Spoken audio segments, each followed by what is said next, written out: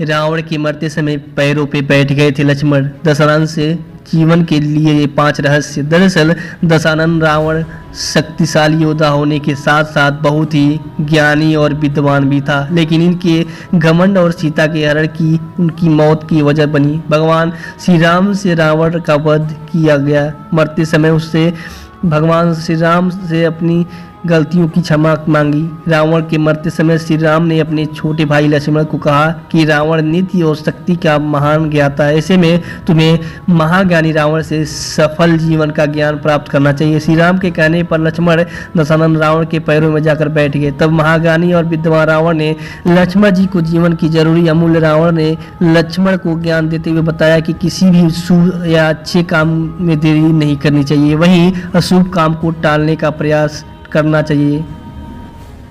रावण ने लक्ष्मण को कहा कि अपनी शक्तियों पर कभी घमंड नहीं करना चाहिए। मैं ब्रह्मा जी से मिले वरदान को लेकर घमंड में अंधा था, लेकिन आज मरासन स्थिति में पड़ा हूँ। रावण ने लक्ष्मण को तीसरे उपदेश में बताया कि शत्रु और मित्र की पहचान और समझ होनी चाहिए। कई बार हम शत्रु को अपना मित्र समझ लेते हैं और यही भूल हमारी साबित होती है।